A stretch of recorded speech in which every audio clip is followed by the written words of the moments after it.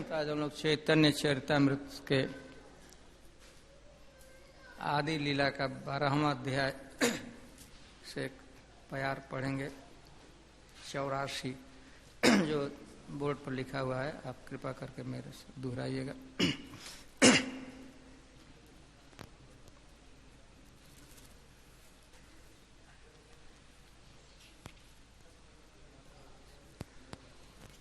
श्रीनाथ चक्रवर्ती are Uddhavdas, मेरे पास आप बोलेंगे ना। श्रीनाथ चक्रवर्ती आर उद्धवदास, जीता मित्र काष्ट काटा जगन्नाथ दास। श्रीनाथ चक्रवर्ती आर उद्धवदास, जीता मित्र काष्ट काटा जगन्नाथ दास। श्रीनाथ चक्रवर्ती आर उद्धवदास, जीता मित्र काष्ट काटा जगन्नाथ दास। जो उचित ढंग से श्रीनाथ चक्रवर्ती आर उद्धवदास,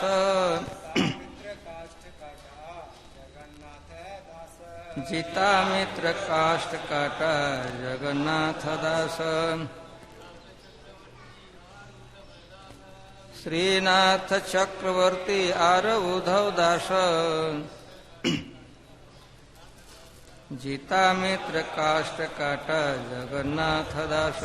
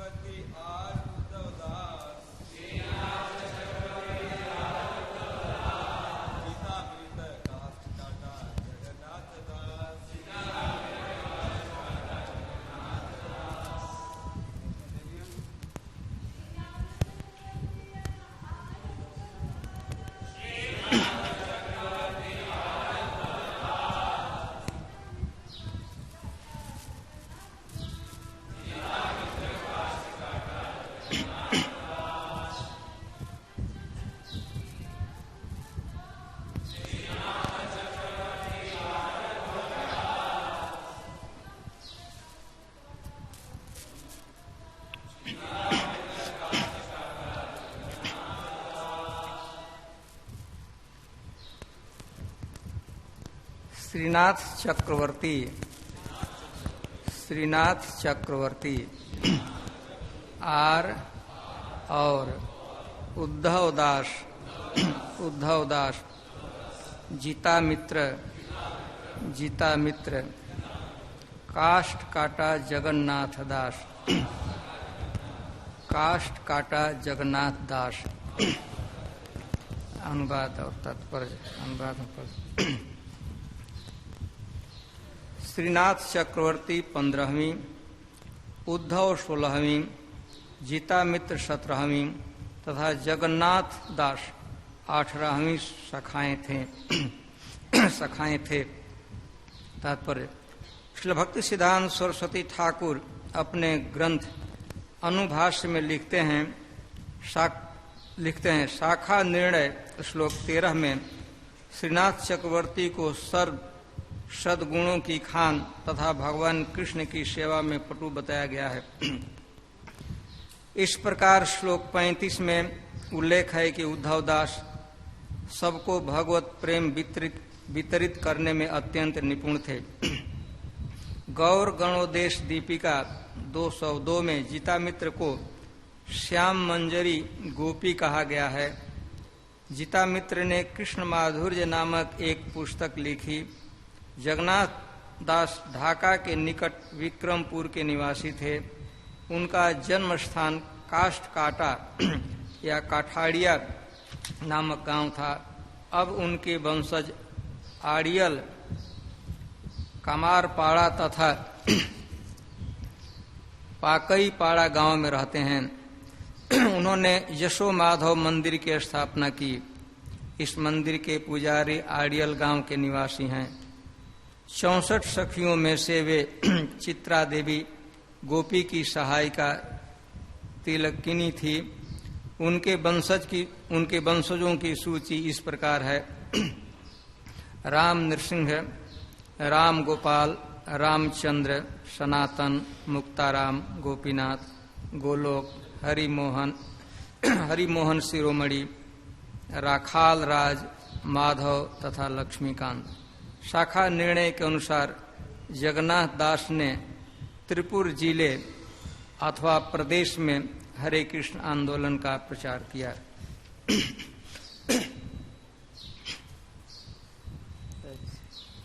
चैतन्य चरितामृत में इस अध्याय में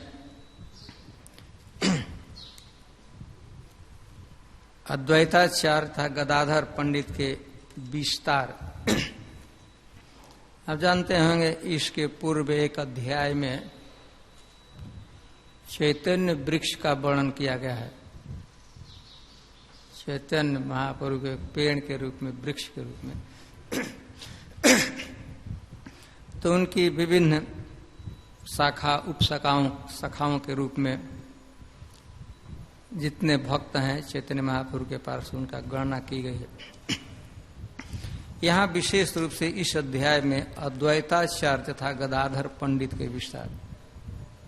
प्रचार क्रम में उन्होंने विभिन्न तरह से प्रचार किया। जैसा कि प्रारंभ में इसके देखते हैं तो अद्वैताचार्य के शाखा का संपूर्ण संक्षिप्त रूप से वर्णन किया गया है। और इसके बाद कृष्णदास कविराज गोस्वामी जी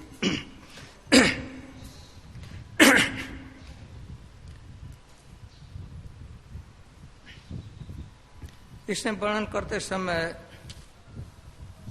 कृष्णदास कविराज जी ने यह किया कि अद्वैताचार्य के वंशजों का, उनके विस्तार का वर्णन करते करते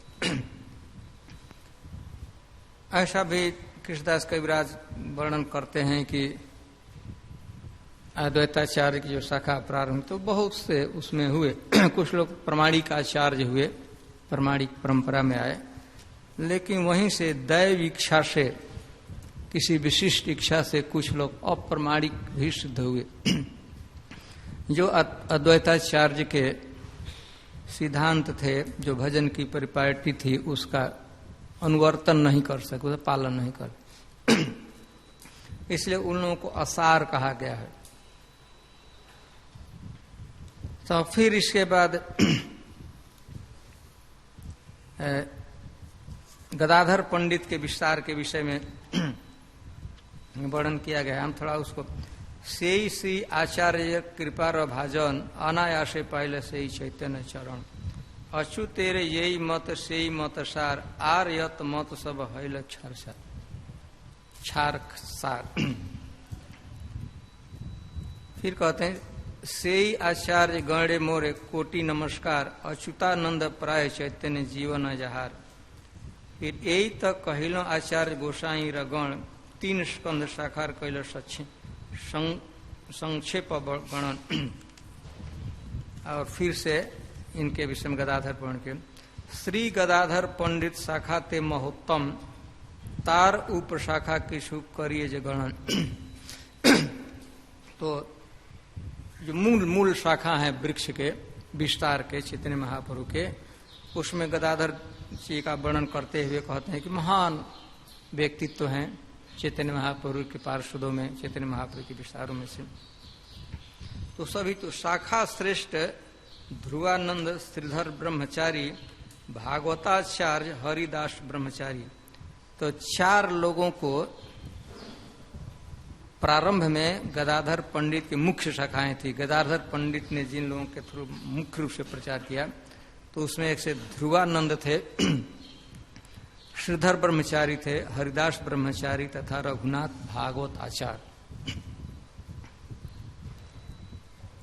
तो अनंत आचार्य नाम लिखा गया, इसे 1-2 करके नाम लिखा गया। अनंत आचार्य, कविदत्त मिश्र नयन, गंगा मंत्री, मामू ठाकुर, कंठाभरण, ये सब नाम आता है ऐसे उनके। उसी क्रम में आता है कि उनके और भी भूगर्भ गोस्वामी, हम लोग भूगर्भ गोस्वामी के विषय में जानते होंगे, और भागवत दास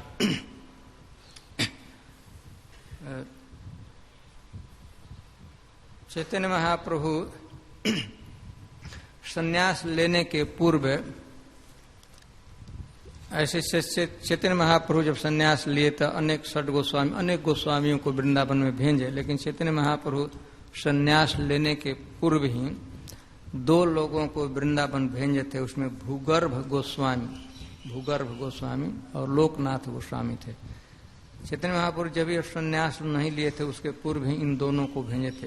तो इसमें कहा गया है कि गदाधर गोस्वामी की 11वीं शाखा में भूगर्भ गोस्वामी हुए और 12वीं में भागवत दास, ये दोनों वृंदावन चले गए और जीवन भर वहीं रहे।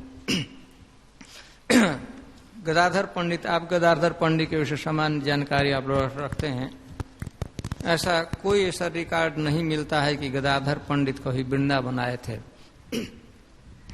चैतन्य चरितामृत, चैतन्य भागवतम, इसको पढ़ने से ऐसा लगता है कि गदाधर पंडित कभी भी वृंदावन में नहीं आए थे, परंतु इनके मुख्य शिष्यों में से 2 शिष्य का यहाँ वर्णन किया गया है, भूगर्भ गोस्वामी और भागवत दास।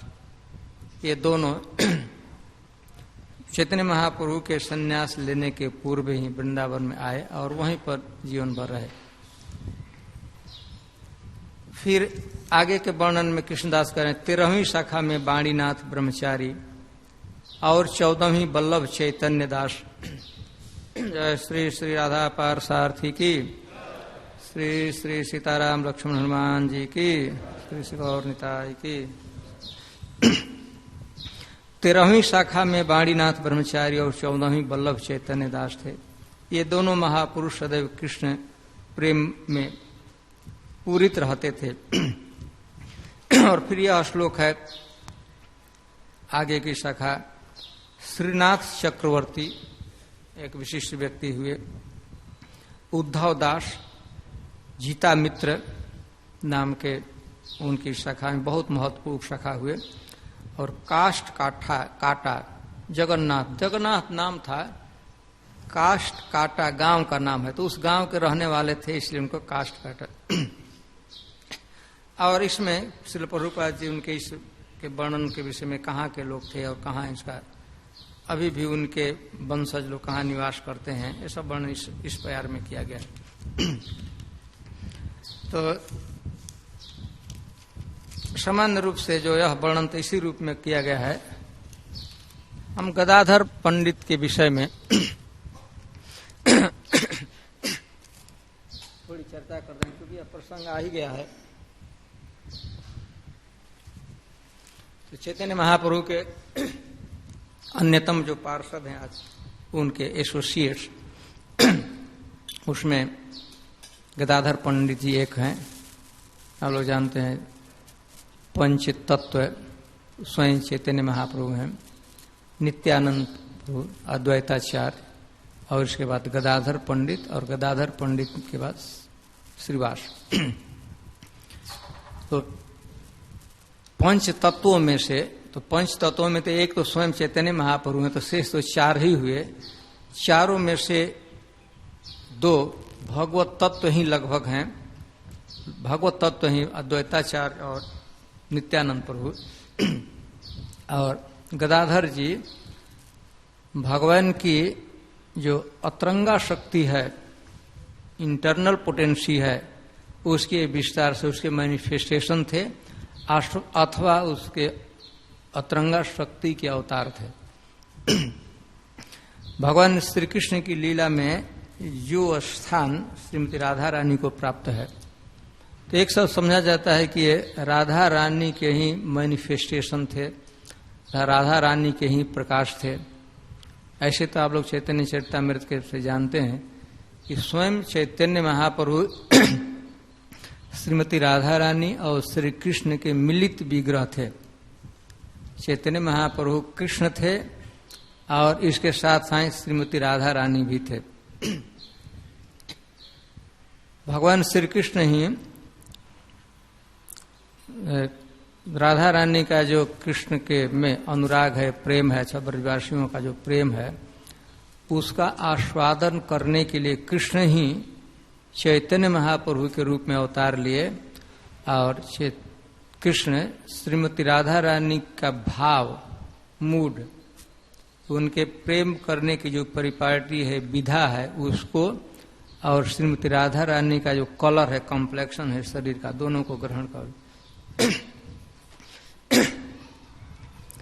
आप जानते हैं जो प्रेम की बात आती है, चैतन्य चरितामृत के एक अध्याय में बात कही गई है।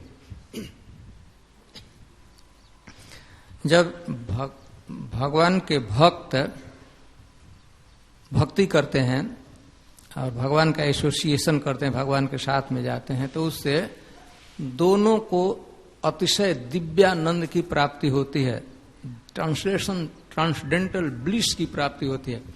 भक्त भी भगवान के साचर से, भक्ति से मिलने से एक दिव्य आनंद की अनुभूति करता है और भगवान को भी आनंद आता है, भगवान भी दिव्य सुख का अनुभव करते हैं। परंतु रस शास्त्र में ऐसा वर्णन किया गया है कि भगवान के भक्त जब भगवान से मिलते हैं तो भक्त को ज्यादा आनंद आता है, ज्यादा प्रसन्नता होती है, ज्यादा खुशी होती है, वो प्रेम का, आनंद का ज्यादा आस्वादन करते हैं।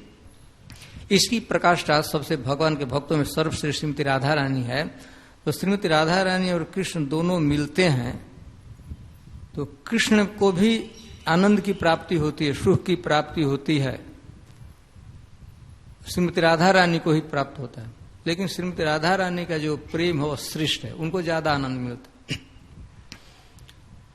तो भगवान की इच्छा होती थी कि मैं भी श्रीमती राधा रानी जिस सुख का आस्वादन करती हैं उसका मैं भी आस्वादन करूं,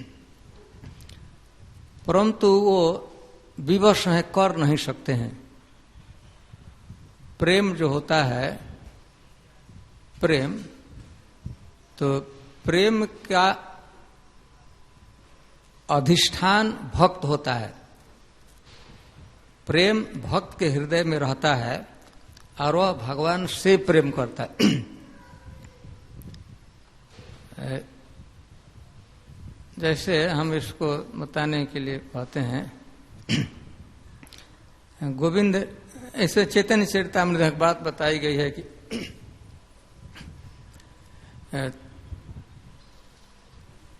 एक लता है, क्रीपर, आप लोग देखे हैं, तो क्रीपर एक जगह हम लोग लगाते हैं, पौधा एक जगह लगाया जाता है, उसका जो जहाँ जड़ होता है, और वह पौधा बढ़ते बढ़ते वृक्ष का आश्रय लेती है। तो जो उसका थाला है जहाँ वो लता रहती है उसको हम आश्रय कहते हैं, और जिसका वह सहारा लेती है उसको अवलंबन कहते हैं। तो प्रेम के आश्रय भगवान के भक्त हैं और प्रेम के विषय तथा अवलंबन कौन है? भगवान है। तो जो प्रेम आश्रय होने के कारण और भगवान अवलंबन होने, तो प्रेम का आस्वादन दोनों को होता है, परंतु भक्तों को ज्यादा आनंद आता है। इसको चैतन्य चरितामृत में एक दूसरे उदाहरण से समझाया गया है। आप लोग शायद अनुभव होगा अथवा नहीं होगा, शायद जानते होंगे, जो गांव में जन्म हुआ है, गांव में जो वृद्ध व्यक्ति होते हैं, बूढ़े होते हैं, तो सर्दी के मौसम में उनको शरीर को गर्म करना होता है। तो क्या करते हैं, मिट्टी का एक पात्र रखते हैं, मेटा, जानते हैं ना, मिट्टी के पात्र छोटा छोटा होता है, मेटा होता है। तो उसमें आग ले लेते हैं, जल अंगार होता है, लाल लाल हो जाता है, उसमें लेकर उसमें मेटा में डाल लेते हैं, उसमें डाल देते हैं। और डाल लेने के बाद अपने बिल्कुल, अब तो ऊपर से बंद रहता है, थोड़ा सा उसका मुंह खुला रहता है, तो ऐसे एकदम कपड़े के अंदर रख लेते हैं और उनको खूब गर्मी की प्राप्ति होती है। तो उनको भी गर्मी की प्राप्ति होती है, परंतु उनसे ज्यादा गर्मी की प्राप्ति उस मेटा कहते हैं ना, मिट्टी का जो पात्र होता है छोटा सा, क्या कहते हैं आप लोग? बड़े को घड़ा कहते हैं, छोटे को क्या कहते हैं आप लोग? मटका। कुल्हड़ तो ज्यादा छोटा होता है। घड़े का बच्चा ठीक उसी आकार में होता है। कुल्हड़ तो आप लोग ऐसे हांडी, हाँ ठीक है, हांडी। तो वृद्ध व्यक्ति को भी ताप मिलता है और मिट्टी को भी, हांडी को भी ताप मिलता है, मटके को भी ताप मिलता है, लेकिन उसको ज्यादा मिलता है क्योंकि वहां है और उससे निकलता है। तो वैसे ही चूंकि कृष्ण प्रेम का आधार, अधिष्ठान भगवान भक्त का हृदय होता है, इसीलिए, और वह भगवान को ऐसे वृक्ष के रूप में आश्रय लिया है, तो भगवान भी आस्वादन करते हैं, भक्त लोग भक्त। तो कृष्ण यह सोचते थे कि श्रीमती राधा रानी इस कंपटीशन में हमसे ज्यादा आनंदित हो रही है, उसको ज्यादा सुख मिल रहा है, तो मुझे भी लेना चाहिए। तो वो ले नहीं सकते हैं क्योंकि भगवान अवलंबन है प्रेम के और भक्त आश्रय है, तो आश्रय जातीय जो सुख है उसे तो आश्रय बनना पड़ेगा। आश्रय बनने बिना प्रेम का उचित संपूर्ण रूप से मैक्सिमम आस्वादन नहीं किया जा सकता। तो भगवान आस्वादन करने के लिए, प्रेम का आस्वादन कर लिए ब्रज में अवतार लिए थे, लेकिन भगवान ने इंफीरियरिटी कॉम्प्लेक्स फील हुआ कि मैं भी सुख की अनुभूति कर रहा हूं, गोपियां भी कर रहे हैं, ब्रजवासी भी कर रहे हैं, ग्वाल बल बच्चे कर रहे हैं, उन लोगों का सुख उच्च कोटि का है, उनका जो आस्वादन है हमसे उनका तीव्रतर है, तो मुझे भी आस्वादन करना चाहिए। तो उसके लिए तो उनको खुद भक्त बनना पड़ेगा। आश्रय जातीय प्रेम का आस्वादन करने के लिए भक्त का हृदय तो आश्रय बने, भक्त के रूप में भगवान अवतार लिए, श्रीमती राधा रानी को भाव। और इसके बाद उन्होंने वो आस्वादन किया। तो प्रेम का आस्वादन करने के लिए चैतन्य महाप्रभु स्वयं भगवान श्री कृष्ण श्रीमती राधा रानी बने हुए थे। हम यह कहना चाहते थे कि चैतन्य लीला में हम देखते हैं, जब हम यह कहते हैं कि गदाधर पंडित राधा रानी के मैनिफेस्टेशन से विस्तार थे अथवा उनके इनकारनेशन से, तो चैतन्य महाप्रभु क्या थे? तो चैतन्य महाप्रभु तो थे ही, श्रीमती राधा रानी ही चैतन्य महाप्रभु थे राधा रानी के रूप में, लेकिन फिर भी जो प्रकट लीला है तो उसमें गदाधर पंडित को श्रीमती राधा रानी का मैनिफेस्टेशन अथवा अवतार, इनकारनेशन कहा गया है। चैतन्य महाप्रभु गदाधर पंडित को इतने प्रिय थे, अथवा चैतन्य महाप्रभु को गदाधर पंडित इतने प्रिय थे, दोनों परस्पर इतना प्रेम था कि एक नाम चैतन्य महाप्रभु का गदाधर का प्राणनाथ चैतन्य महाप्रभु न कहकर यही कह दिया है कि गदाधर के प्राणनाथ, गदाधर के प्राण में चैतन्य महाप्रभु तो बहुत प्रेम करते थे। आप लोग उनके, तो यह गदाधर पंडित के विषय में है कि चैतन्य भगवान के इंटरनल पोटेंसी है, लादनी शक्ति। कहीं कहीं एक कहीं बार इनको ललिता सखी का भी अवतार कहा गया, सिमल्टेनियसली एक ही साथ। ये श्रीमती राधा रानी के मैनिफेस्टेशन थे, उनके विस्तार थे, उनके इनकारनेशन से, और ललिता सखी के भी। इनके विषय में यह बात, इनका नाम है गदाधर पंडित। एक और गदाधर दास नाम के ही भक्त बड़े प्रसिद्ध हुए, उनकी थे। ते बहुत विद्वान थे, स्कॉलर थे, खूब इनको ज्ञान था, इसीलिए इनको गदाधर पंडित कहते हैं। और लोग जानते हैं, एक दिन यहाँ क्लास हो रहा था, मैं भी उस सौभाग्य से उस क्लास में उपस्थित था।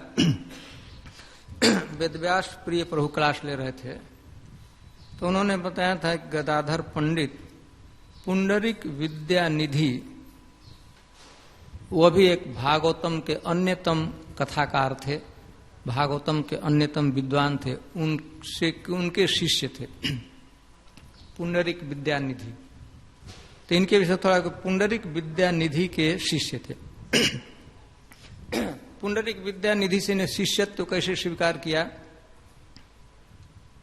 पुंडरीक विद्यानिधि में कौन सी ऐसी योग्यता थी कि इन्होंने पुंडरीक विद्यानिधि से शिष्यत्व स्वीकार किया, उनके शिष्य बने?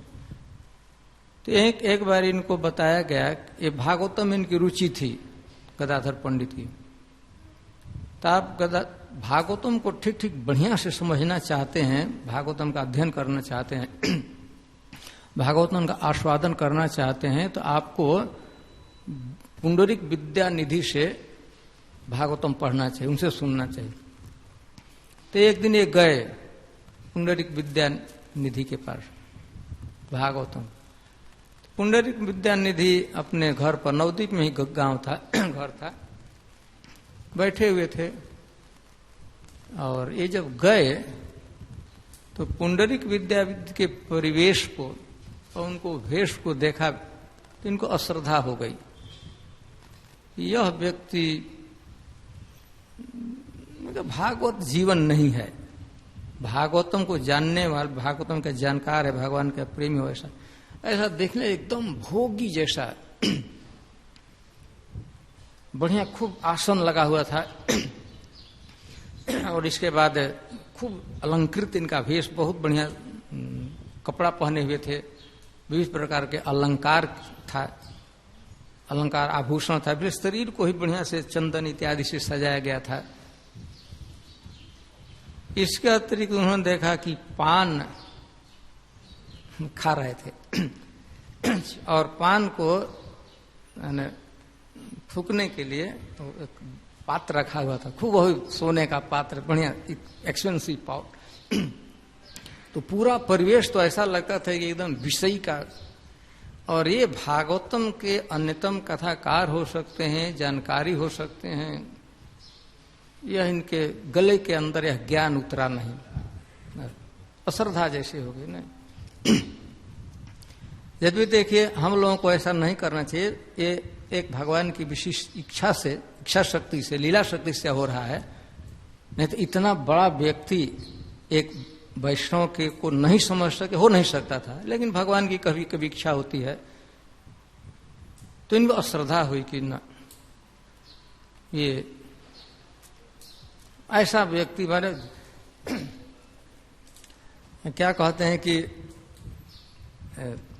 इनका बाहर और भीतर सब एक समान होना चाहिए, त्यागी जैसा होना चाहिए। भागवतम का जो जानकार है तो उसको एकदम त्याग वृत्ति से रहना चाहिए, भोगों से दूर रहना चाहिए, विषयों से दूर रहना चाहिए। तो फिर कालांतर में कथा के ही क्रम में मयूर पृक्ष या कोई मयूर पृक्ष, मयूर पृक्ष, तो ऐसे एक रघुनंदन के विषय में भी यह बात कही गई है, मुकुंद दत्त के विषय में रघुनंदन। मयूर पृक्ष कोई विशेष प्रकार की जब कथा आई और उसमें तो देखते ही उनको भगवान की स्मृति आ गई, कृष्ण की स्मृति आ गई और मूर्छित होकर गिर पड़े। तो ऐसे बाहर से बाह्य जो परिवेश था, वेशभूषा था, उसे तो विषय, लेकिन अंदर में पूरा पूरा कृष्ण प्रेम भरा हुआ था। कृष्ण की स्मृति आते ही, भगवान की लीला की स्मृति आते ही एब्सोल्यूट विचलित हो गए और बिल्कुल वह जो प्रेम के रूप गोस्वामी इत्यादि वर्णन करते हैं कि जब किसी व्यक्ति में कृष्ण प्रेम होता है तो उसके शरीर में भी कुछ विकृति होती है, ट्रांसफॉर्मेशन होता है, और सात्विक विकार इसे कहता है। आंखों से अश्रु प्रवाहित होने लगते हैं, रोमांच होने लगता है और बहुत से ऐसे लक्षण, वाणी गदगद हो जाती है। तो वो अष्ट सात्विक विकार उनमें प्रकट हो गए। तो इसके प्रायश्चित स्वरूप जो उनके मन में एक वैष्णव के प्रति, शुद्ध भक्त के दुर्भाव हुआ था, कुभावना हुई थी, उसके लिए वो पुंडरीक विद्यानिधि से शिष्यत्व भी स्वीकार किए थे। और इसके बाद जानते हैं गदाधर पंडित, यह शायद चैतन्य चरितामृत तो सब चैतन्य भागवतम इत्यादि ग्रंथों से पता लगता है कि चैतन्य महापुरुष संन्यास लेने वाले हैं। तो कुछ लोगों को पता था, कि चैतन्य महापुरुष संन्यास लेने हो, तो इससे गदाधर पंडित भी एक थे। सबको पता नहीं था, सब चैतन्य महापुरुष घर से निकलकर जाकर संन्यास ले लिए, सबको पता हुआ। लेकिन संन्यास लेने के पूर्व कुछ विशिष्ट इनके चैतन्य महापुरुष के अतरंग भक्तों को पता था कि चैतन्य महापुरुष संन्यास लेने वाले हैं, तो उसमें एक गदाधर पंडित भी थे। इसके बाद जब से चैतन्य महापुरुष संन्यास ग्रहण किए और जगन्नाथपुरी में चले गए, तो गदाधर पंडित भी जाकर जगन्नाथपुरी ही रहने लगे थे। इनका शेष जीवन जगन्नाथपुरी में ही बीता। ऐसा भी वर्णन किया गया है कि वहां पर जाकर एक क्षेत्र संन्यास ले लिए थे। क्षेत्र संन्यास मतलब वहीं पर रहेंगे, उसके कुछ सीमा होती है, उस सीमा से बाहर नहीं जाते हैं।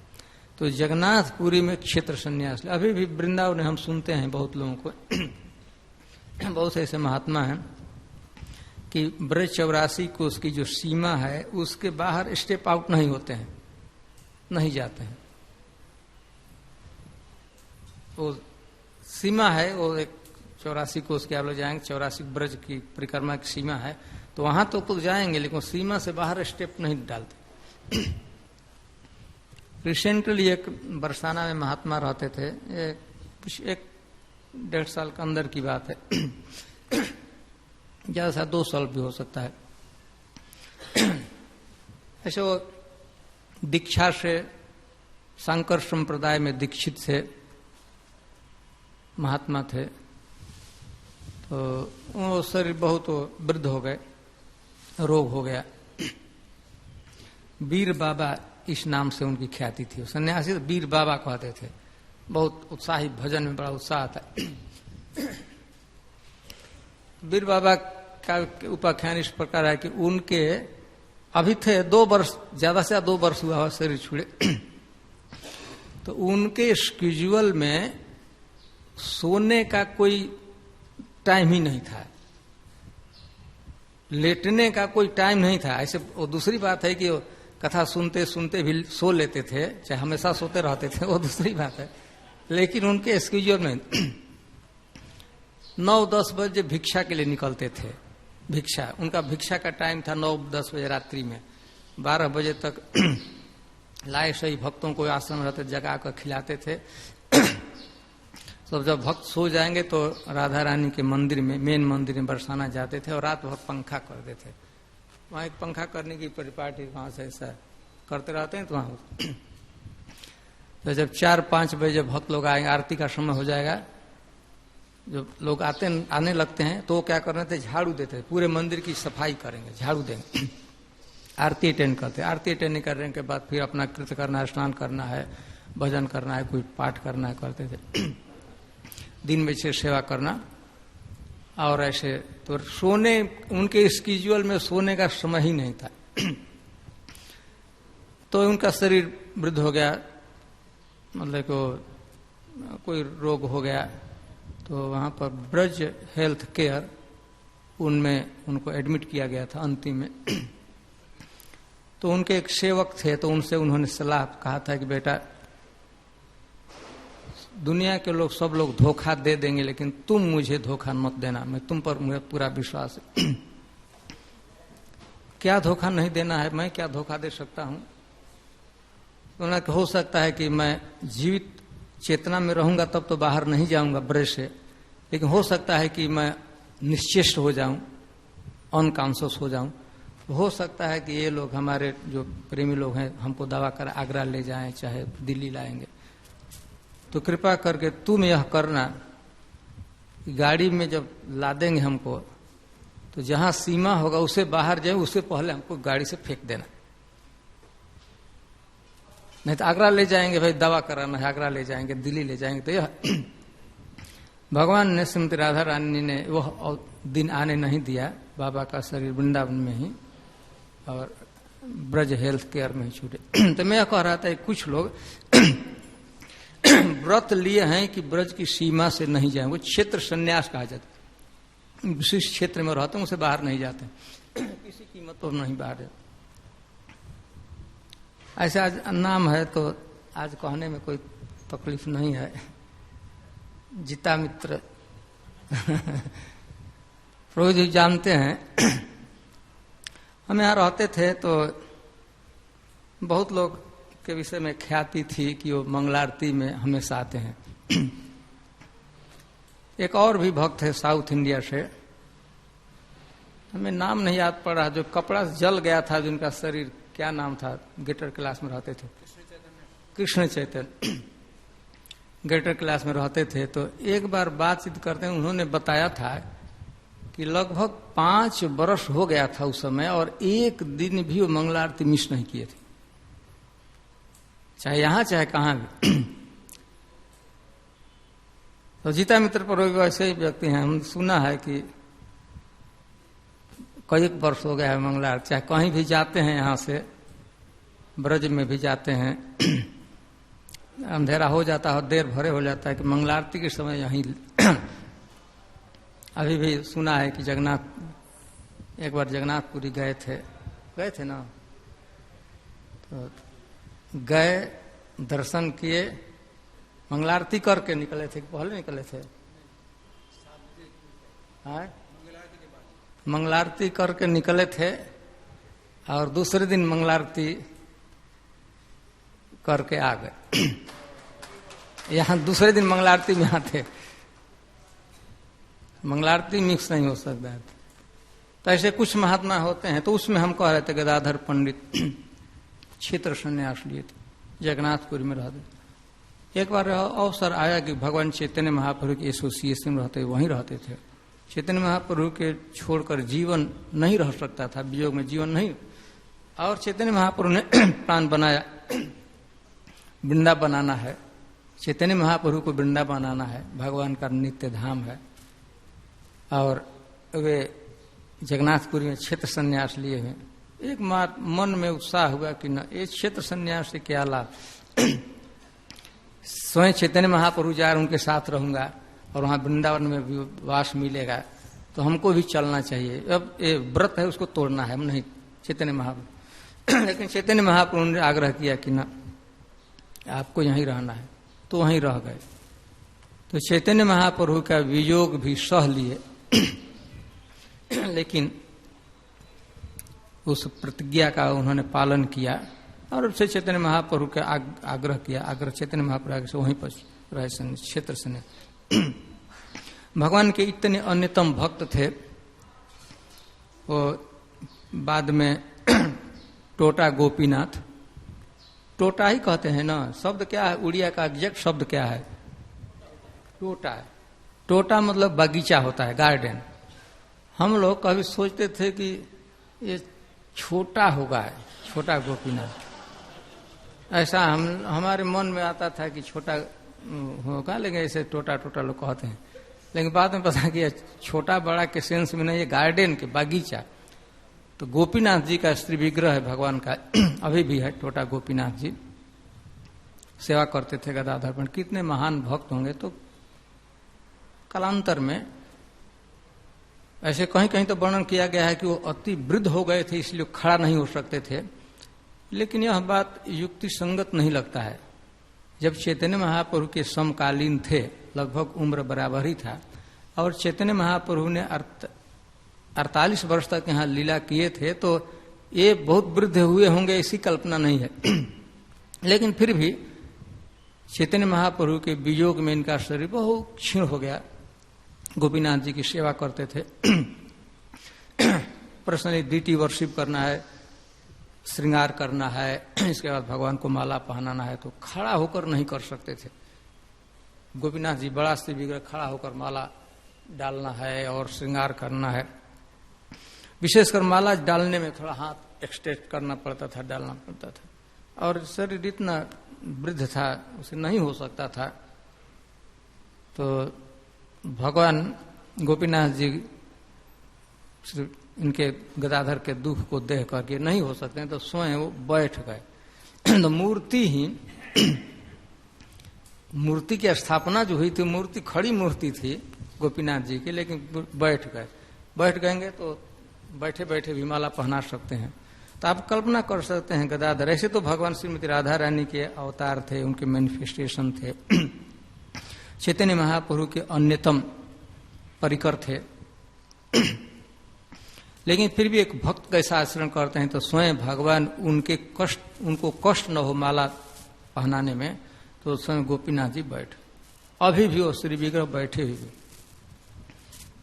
ऐसा भी वर्णन किया गया है। कृष्णदास कविराज तो चैतन्य महाप्रभु की अंतिम लीला का वर्णन नहीं किए हैं, चैतन्य महाप्रभु कैसे अपना लीला समाप्त किए, अपनी लीला को माने पर्यवसान कैसे किए, उसको एक उन्होंने कल्मिनेट कैसे किया अपनी लीला को। लेकिन ऐसी प्रसिद्धि है, वैष्णव में प्रसिद्धि है कि भाई चैतन्य महाप्रभु एक दिन टोटा गोपीनाथ में दर्शन करने गए, मैंने गदाधर पंडित के जो श्री विग्रह हैं उनके भगवान में दर्शन करने गए, तो अंदर पुजारी थे श्री विग्रह, तो प्रायः दर्शन बाहर से होता है।